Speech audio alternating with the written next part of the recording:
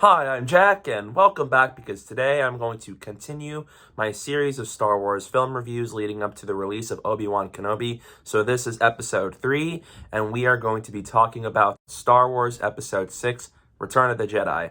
It is directed by Richard Marquand, and it stars the cast of the original trilogy once again with Mark Hamill, Harrison Ford, Carrie Fisher, Peter Mayhew, James Earl Jones, and many more.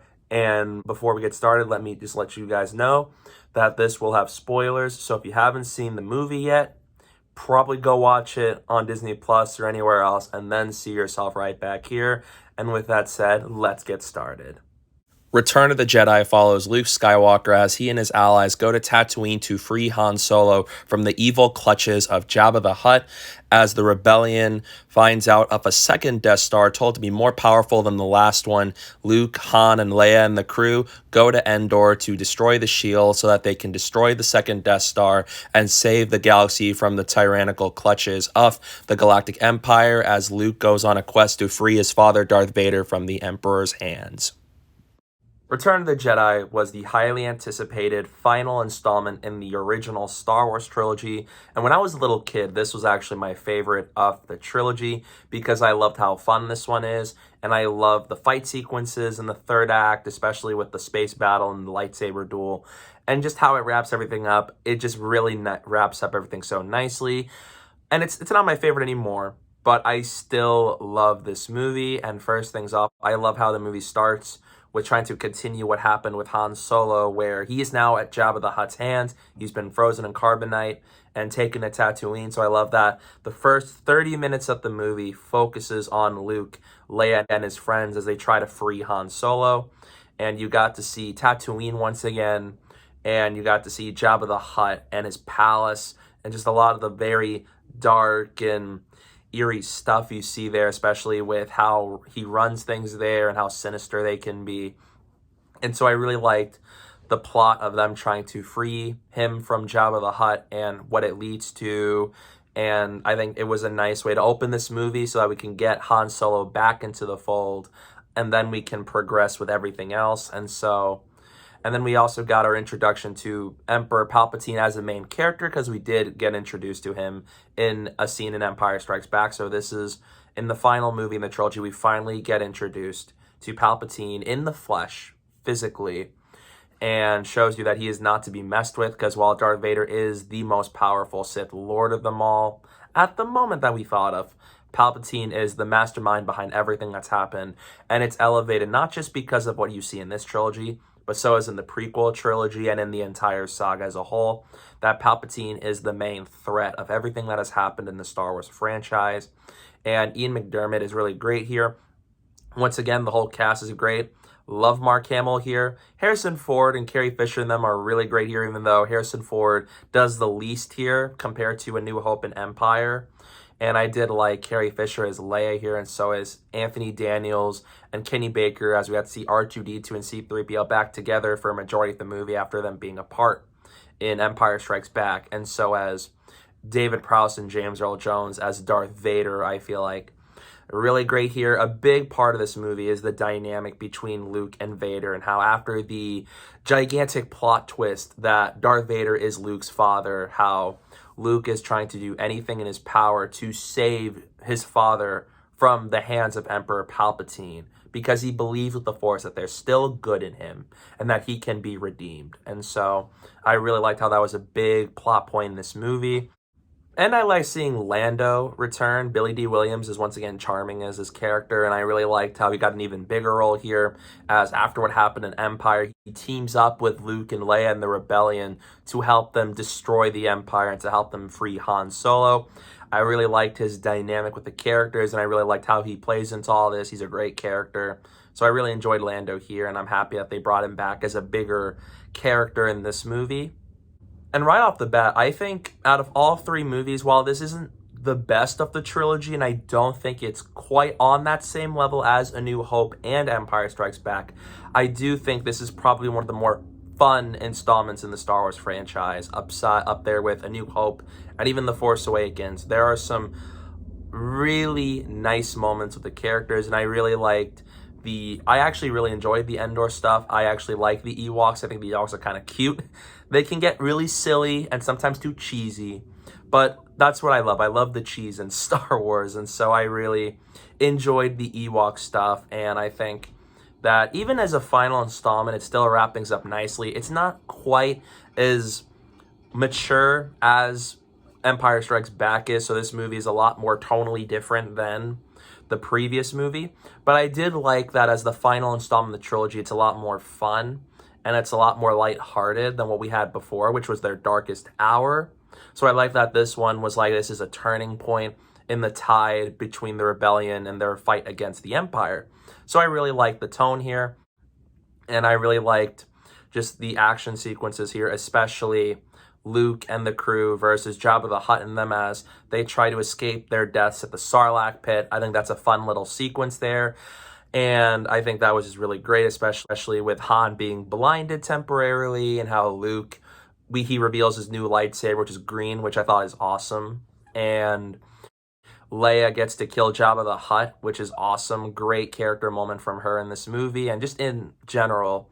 And Boba Fett does, quote unquote, die, not really, if you've seen everything else in Star Wars after that. So thankfully that's been retconned, but I do like that little sequence. It's fun, it's exciting, it's energetic, so I really liked everything that happened in that little sequence there.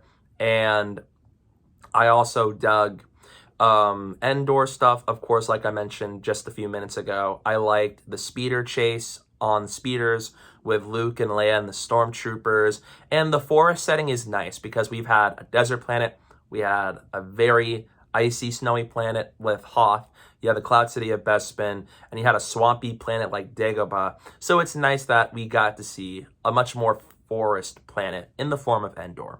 And then we get a scene after they save Han Solo where Luke returns to Dagobah to Yoda to continue his training after the realization that Darth Vader is Luke's father, and Yoda is on the verge of becoming one with the Force because he feels like there's no more he can teach Luke, and that Luke, the only way for him to become a true Jedi warrior is if he battles Vader. That's the only way for it to happen, especially after the realization of who Vader really is. And so after everything that's happened to Yoda and everything he's had to see, especially in his lifetime, that he finally becomes one with the Force. You can argue that this is kind of rushed because you do have that great dynamic in Empire. You only knew him in that movie, and then in the first and only scene where Yoda was alive, this happens. You can argue that, but I really liked how it just works with just this movie, and I think it's also elevated by the entire saga when you watch even the prequel trilogy and the Clone Wars, and so I really enjoy this moment. It's really emotional watching Yoda pass away as he becomes one with the Force, and Luke sits there realizing that there's not more Yoda can really teach Luke, and now Luke has to go defeat Vader if he were to finally be a true Jedi Knight. And he talks to a Force ghost of Obi-Wan Kenobi, who reveals to him everything that's happened to him ever since the events of Order 66, and after Darth Vader's realization of Luke Skywalker and them, that Darth Vader isn't the one that killed Luke's father, but rather he is Luke's father. And so I like that little moment, and that there was a tease that Luke might actually be not a single child. And that makes the scene in Empire Strikes Back even weirder. I guess you don't know everything about women yet.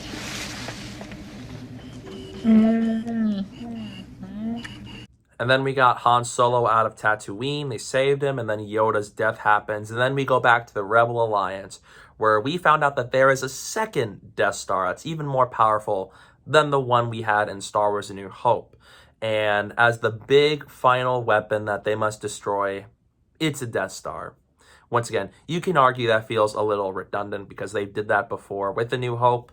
But for the context of the story, I think it works really well here, especially with how everything pans out in this story. And this time you actually really feel the urgency because it turns out that unlike the Death Star in A New Hope, there's a shield that protects the Death Star, so that the only way for it to be destroyed is if the shield projector on ground located on the forest moon of Endor, if that's destroyed, the shield is down, and then they can destroy the Death Star. So you have tension there. And I like that now that they got the first 30 minutes out of the way, we can focus on what's happening with Endor.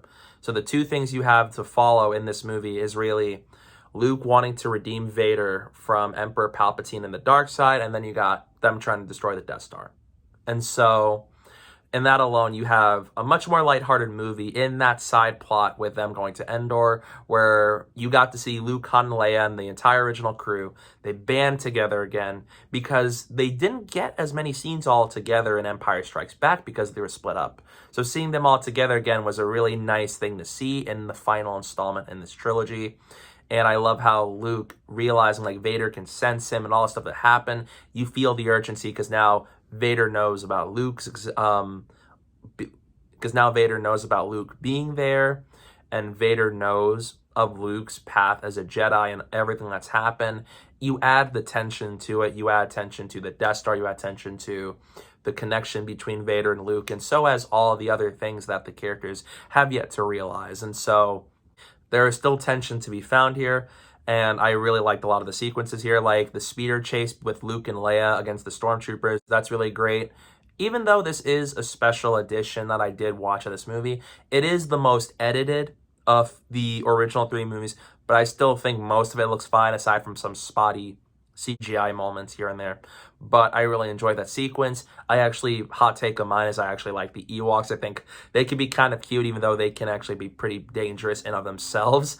But I really enjoy them. I think seeing creatures like them introduced in a much more forest planet like Endor, I think, nice to see.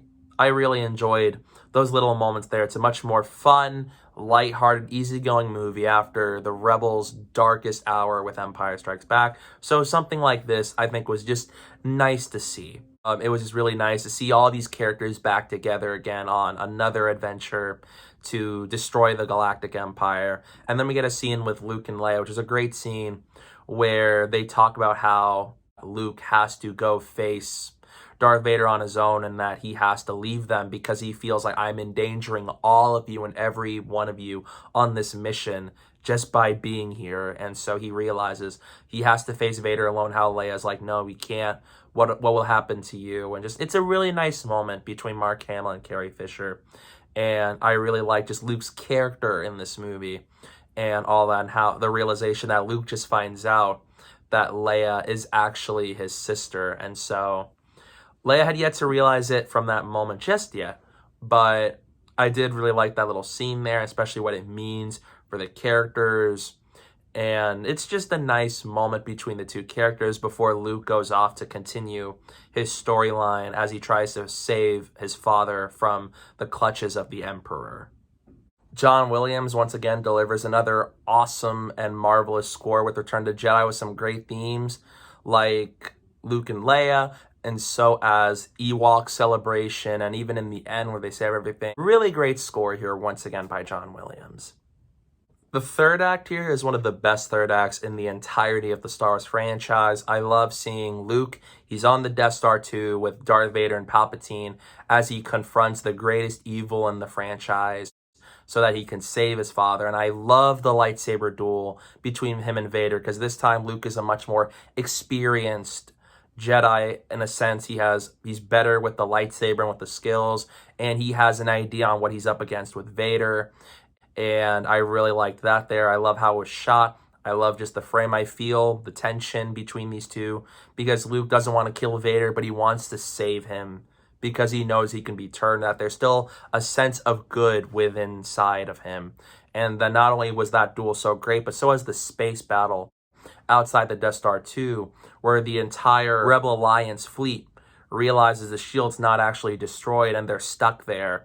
And now the Empire is going to demolish every single one of them. And so you see them destroying ships. Some of them are getting shot down. Some of them are being alive still. I think it's just an awesome space battle from the way it was shot to the score to the visuals and just the way it happened. It's such a great sequence. And then you got on ground in Endor where Han, Leia, Chewbacca, C-3PO, R2-D2, the Ewoks, and some of the Rebel Alliance, they go to the shield on Endor and they try to destroy it, and you got the stormtroopers and the Empire trying to foil their plans. It's a fun little moment. It's not the most serious battle in Star Wars when it comes to on ground, especially with the Ewoks. They could be kind of campy and cheesy, but that's part of the fun, especially as the final installment. So I really like that. He had some great moments. That even calls back to previous movies like Empire Strikes Back, where Leia gets shot.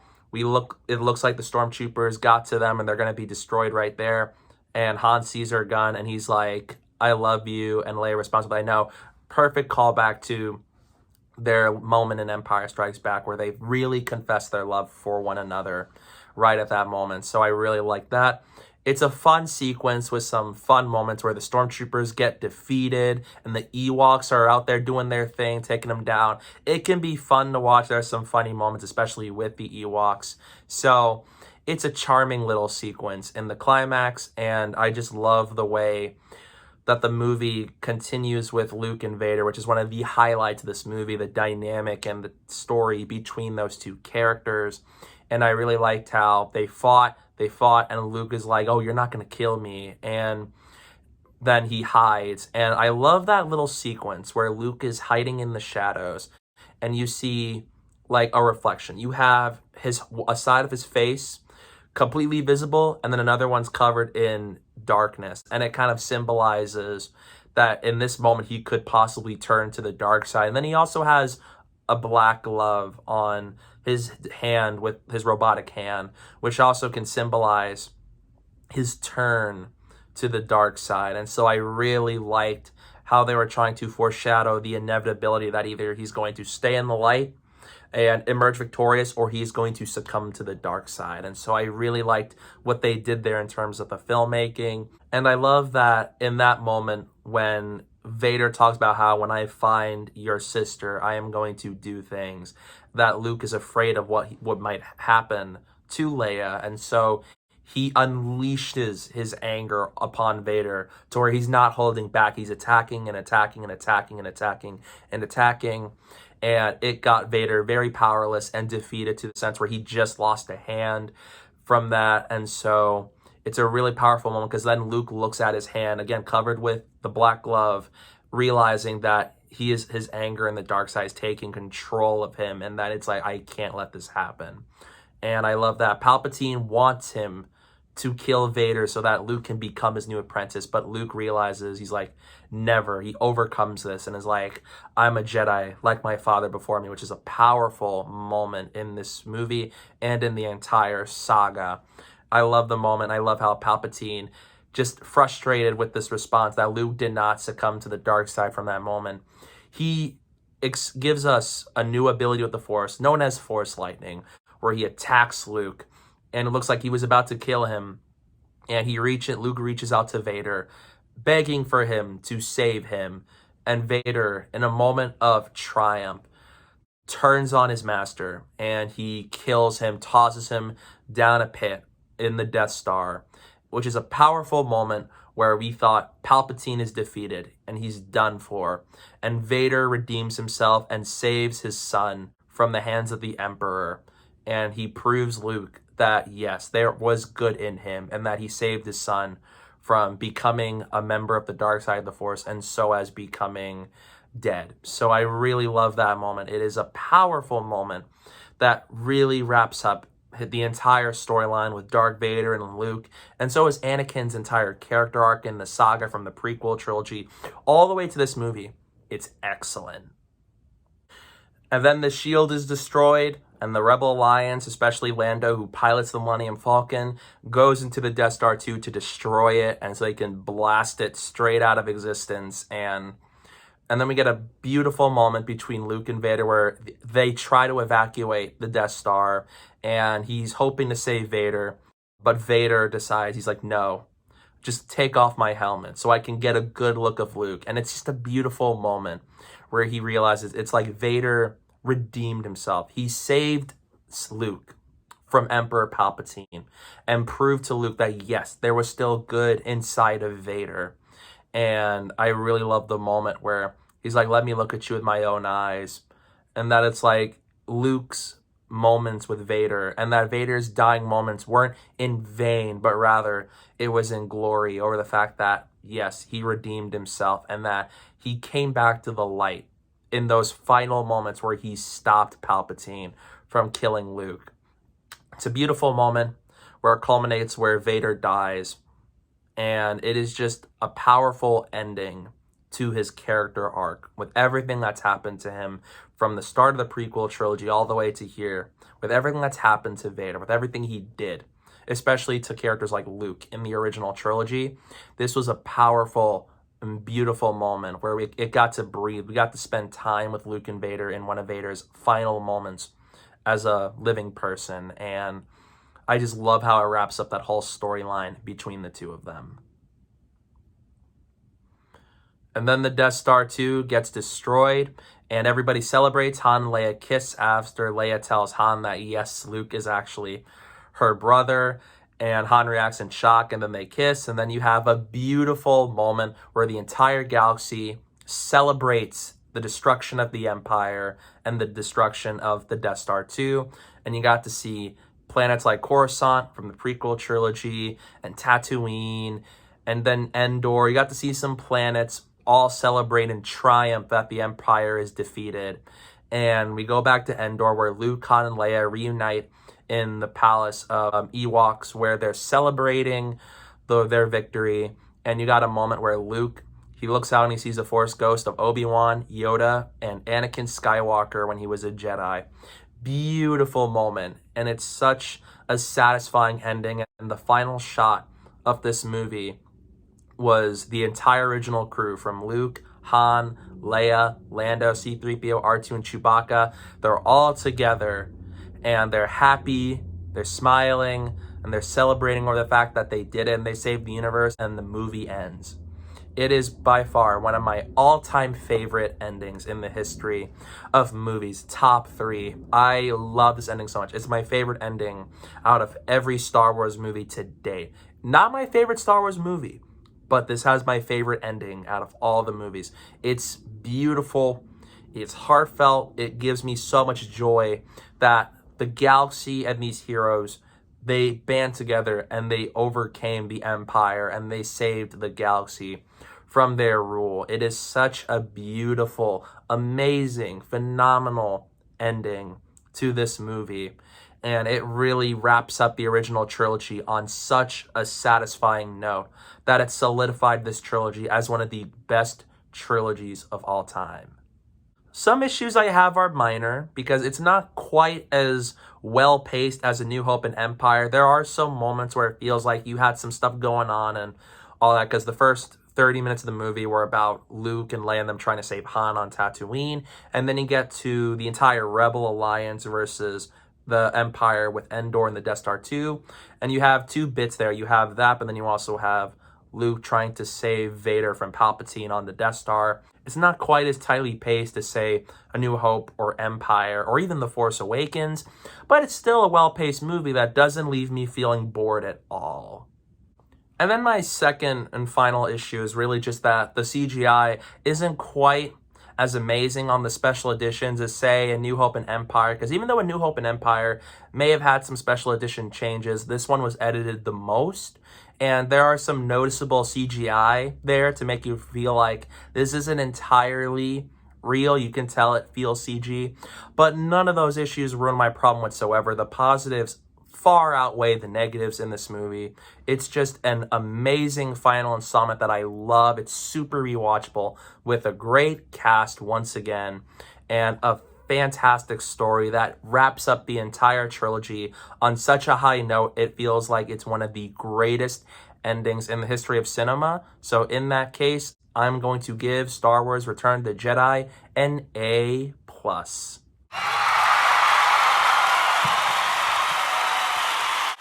And it is a must-watch movie for all. The entire original trilogy has now been finished in my review series. This is one of my all-time favorite trilogies here, with all 3 movies being some of my comfort movies that I watch a lot annually.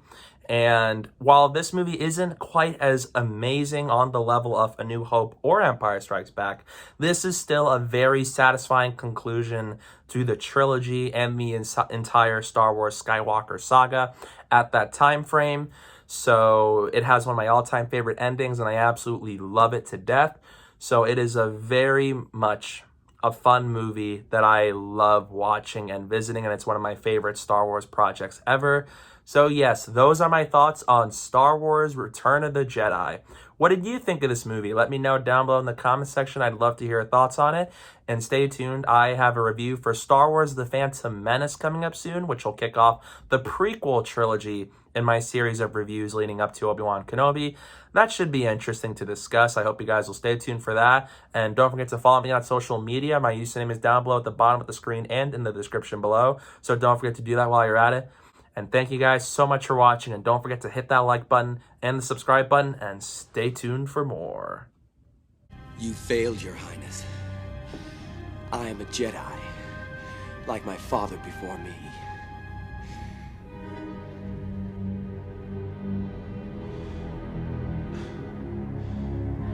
So be it, Jedi.